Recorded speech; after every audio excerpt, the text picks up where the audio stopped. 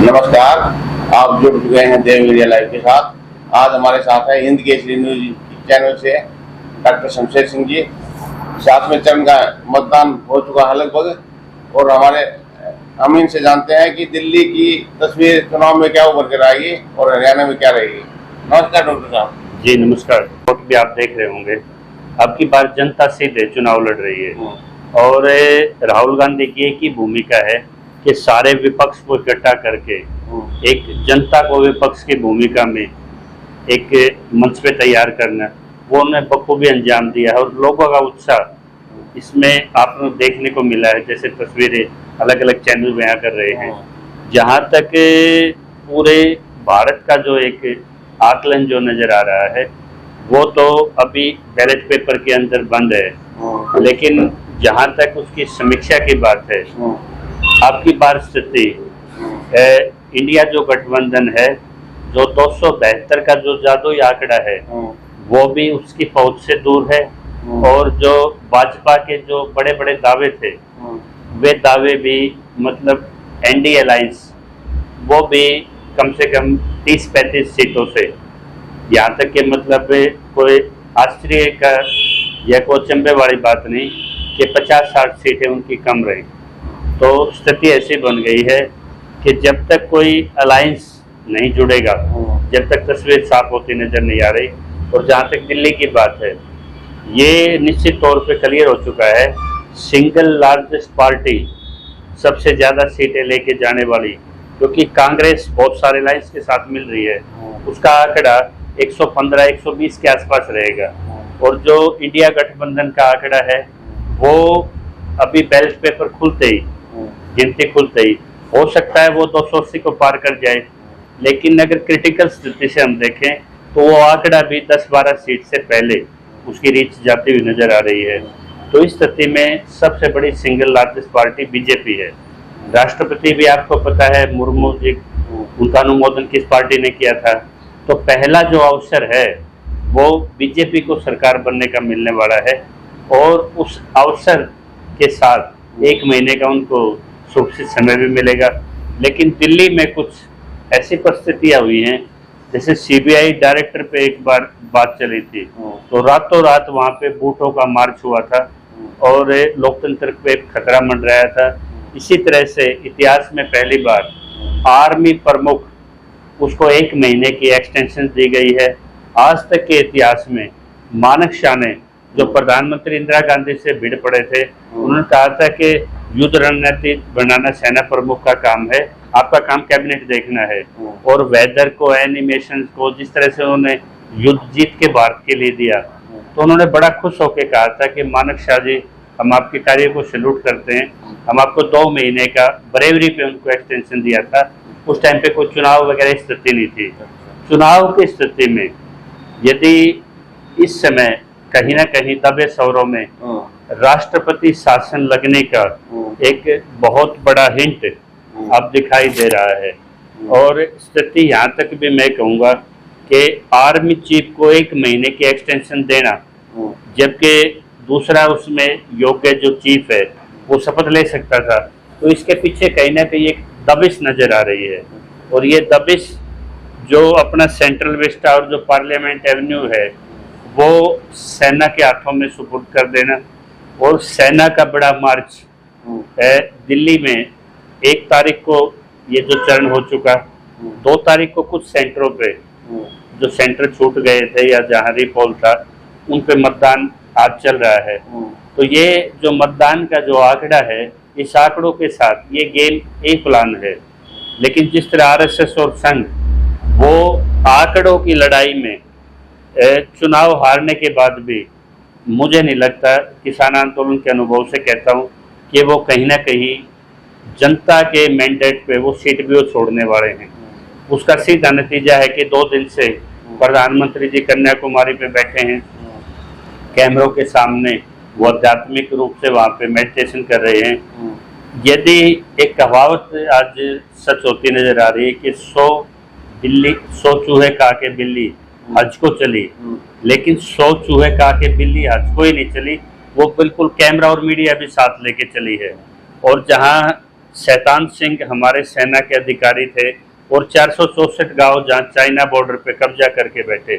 मैं सैल्यूट करता अपने देश के प्रधान सेवक को, यदि मैं प्रधानमंत्री को सैल्यूट करता यदि वो चाइना बॉर्डर पे बैठ के जहाँ 464 गांव बसाने के लिए और 4000 वर्ग किलोमीटर एरिया चाइना आज भारत की भूमि को दबा के बैठा है, यदि वहाँ बैठ के बॉर्डर पे यदि प्रधानमंत्री मेडिटेशन करते तो प्रायश्चित भी होता और शायद देश को एक विजनरी भी मिलता। लेकिन वो स्थिति है नहीं।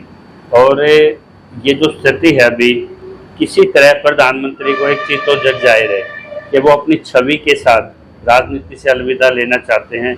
वो इतिहास में इतिहास पुरुष दर्ज होने के लिए आए थे, इसलिए दिल्ली में जो खेल बी प्लान जो खेलने की पूरी तैयारी की जा रही है, मैं सीधा इशारा करता हूँ राष्ट्रपति शासन लगाने के लिए।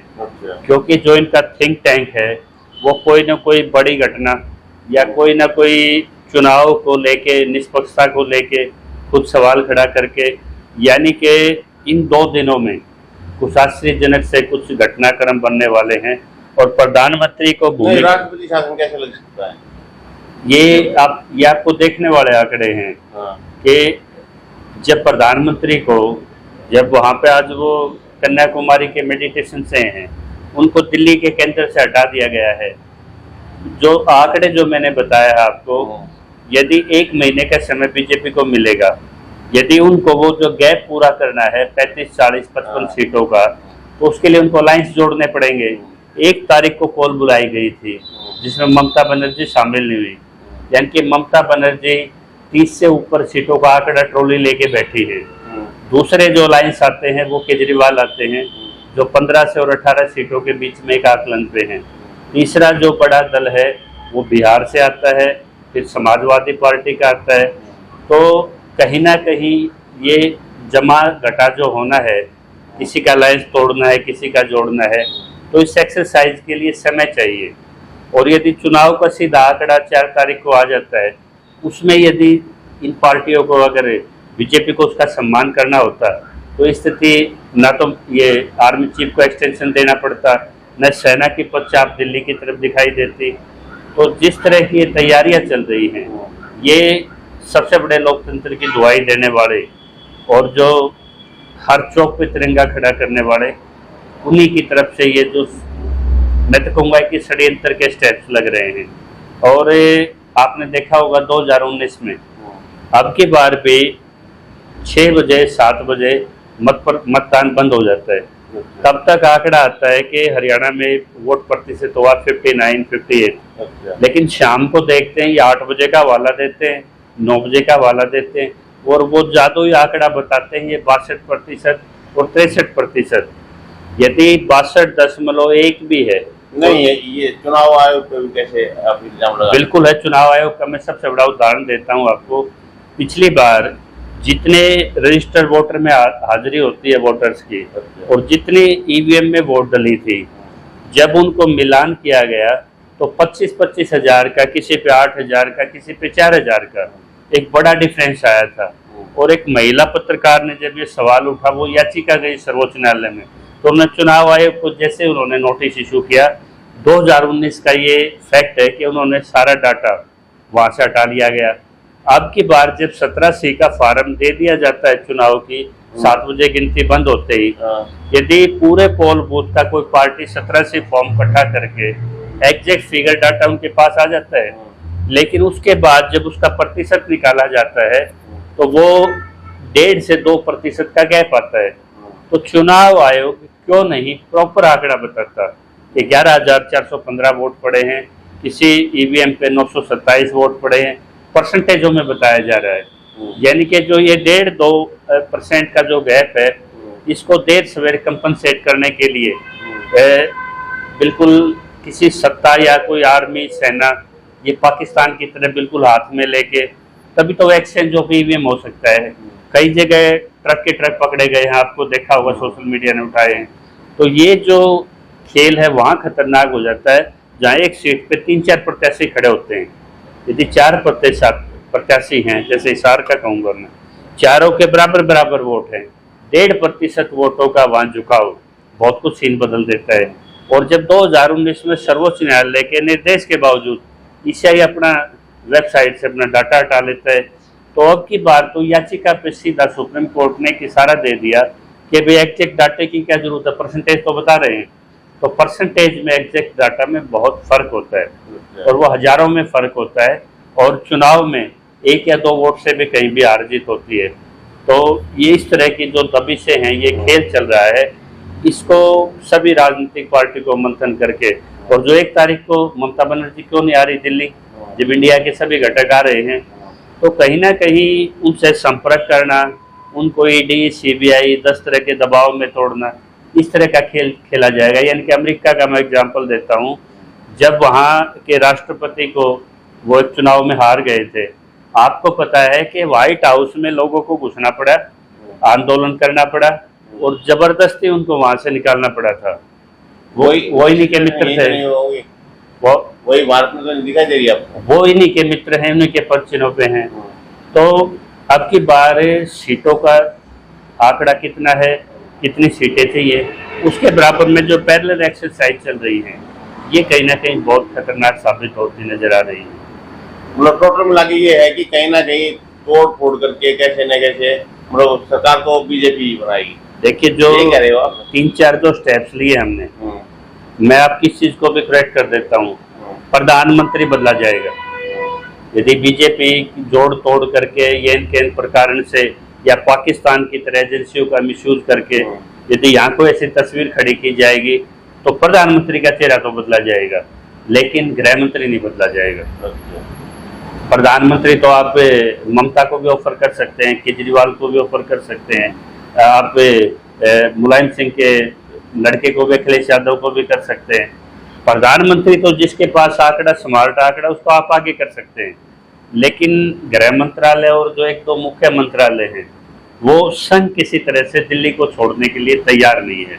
यानी कि मोदी के चेहरे को एक भाव भी नहीं, इतिहास पुरुष की तरह एक तरफ आध्यात्मिक छवि दे के विदाई कराई जा सकती है, जिसकी तैयारियां चल रही हैं। लेकिन गृह मंत्री छोड़ने वाले नहीं है, फॉरेन मिनिस्ट्री अफेयर्स वो छूटने वाली नहीं है, फाइनेंस छूटने वाला नहीं है। तो ये कुछ ऐसा खेल चल रहा है और इसमें पब्लिक की जागरूकता बड़ी काम आएगी। और राजनीतिक पार्टी कोई भी, आज जिस तरह के तानाशाही का माहौल है, कोई भी अपना स्टैंड लेने के लिए इतनी मजबूत नहीं है।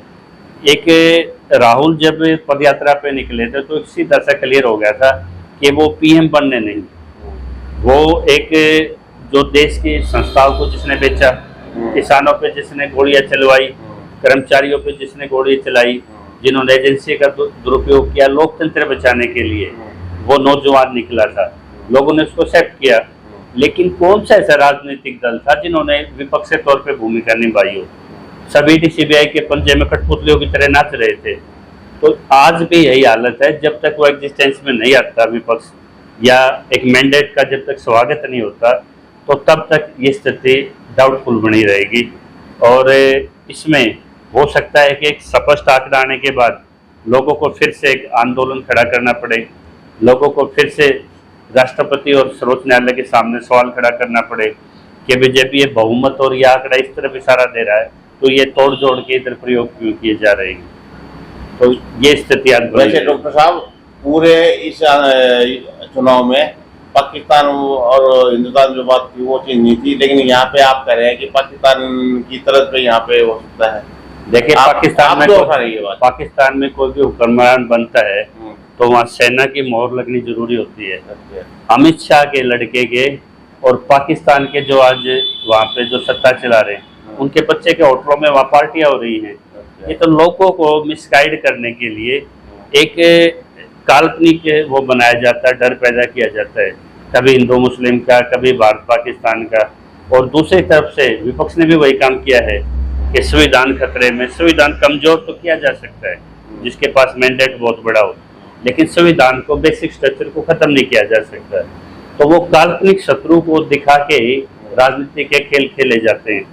लेकिन पहली बार जनता अगर वोट कर रही है अब की बार, तो पहली बार गरीब आदमी वोट कर रहा है, पहली बार महिला सशक्ति के कारण महिलाएं निकल के आगे आ रही हैं, बिजनेसमैन क्लास वोट नहीं कर रहा, हाई क्लास वोट नहीं कर रहे। 3-3 दिन के पिकनिक के दौरे पे लोग निकल गए, तो वोट भी वही कर रहा है जिनका जीवन स्तर जो गोदी मीडिया पे चलता है उससे मैच नहीं करता, जिनकी पॉकेटें खाली हो चुकी हैं, जिनको कहीं रोजगार नहीं है, जिनका जीवन खतरे में है। मैं एक चीज यहाँ पूछना चाहूंगा, आप किसान नेता भी हो और किसान आंदोलन से जुड़े रहे हो, ये जितने भी किसान हैं भारत में जो मतलब सत्ता का मतलब एक सही आकलन करते हैं, जो सत्ता बनाते हैं बिगाड़ते हैं, ये सभी किसान आज जो सत्तारूढ़ पार्टी है उसके विरुद्ध है, तब भी ये कैसे बन जाएगी? मैंने एक चीज कहा था, जब मुंडका में पंचायत हुई मैंने सीधा मोहम्मद से एक बात उठाई थी कि उदित राज जी, कांग्रेस तो अपना किसान सेल खड़ा कर देगी, दूसरी पार्टी अपने किसान सेल कर देंगे। ये पक्ष और विपक्ष ये परिस्थितियों का लाभ उठाता है। हो सकता है कोई दूसरी सरकार स्टेब्लिश हो जाए, 6 महीने के बाद हमें दोबारा इस सरकार के सामने खड़ा होना पड़ेगा। किसान नेतृत्व का यही काम है कि अंतिम किसान तक, जब तक देश की नीतियाँ, फाइनेंस, देश का कंट्रीब्यूशन, उसकी भूमिका, उसकी हिस्सेदारी तय नहीं होती, जब तक देश में आंदोलन चलते रहेंगे, तो किसी किसान नेता को ये भ्रम तो पालना ही नहीं चाहिए कि कोई सत्ता का कोई पलड़ा बदला जाएगा तो उसका कोई स्वर्णिम काल आने वाला है। देखो, जो मतलब सरकार बनती है उसमें बड़ी भूमिका किसान की रहती है मेरे हिसाब से। किसान का ये है कि किसान अपना राशन पानी लेके, और किसान इस चीज का बेस है, इस देश का डीएनए है, इस देश की 70% पॉपुलेशन से जुड़ा हुआ है, वो अभी लड़ने की हालत में है। लेकिन जब उसके किसान सेल खड़े कर देगी, जो भी सत्ता में आएगी वो खड़े कर देगी, क्या गारंटी है कि राहुल गांधी जो आज वायदा करते घूम रहे हैं, जब किसान को एमएसपी कानून के लिए फाइनेंशियल लायबिलिटी तय होंगी, जब इनके स्पोक्समैन अर्थशास्त्री सामने नहीं आएंगे, जब वो किसान के एमएसपी कानून खरीद के लिए बजट निकालना पड़ेगा, तो कॉर्पोरेट्स को कितने ये अपनी आंखें दिखा पाएंगे या बैलेंस कर पाएंगे, ये तो समय बताएगा ना। चुनावी वायदे तो ये ब्याह शादियों के गीत होते हैं। जिसने कहा था कि 6,000 रुपये मोदी की गारंटी, जो 6,000 रुपये जो किसान का मान सम्मान था वो एक रिश्वत थी। जब तक किसान एक वर्ग को बांटने के लिए, किसान के वर्ग को 2 टुकड़े में करने के लिए, कर्जा माफी किसानों को 3 टुकड़ों में बांटने के लिए, जब तक किसान को यदि उसका हक दे के खेती मर रही है, आज खेती का स्ट्रक्चर टूट रहा है, खेती की मार्केट टूट रही है, तो खेती को जीएसटी के बोझ से, चलो ठीक है डॉक्टर साहब, एक ये बड़ी बड़ी बात आपसे ये निकल के आ रही है कि जो राष्ट्रपति शासन लगने की एक आशंका आपने दिखाई, ये परिस्थिति आपके सामने है।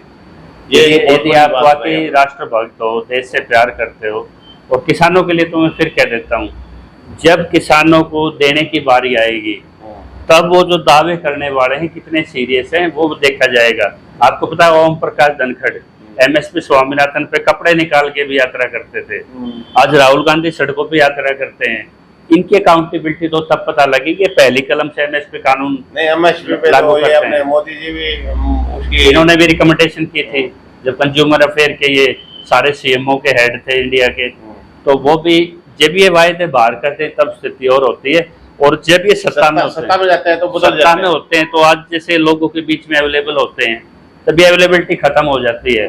और जब कहते हैं कि किसान खुश है तो इन्हीं के पार्टी के कुछ कार्यकर्ता किसान नेता बन के आ जाते हैं। तो हमें तो तब भी सड़क पे लड़ना है, आज भी सड़क पे लड़ना है।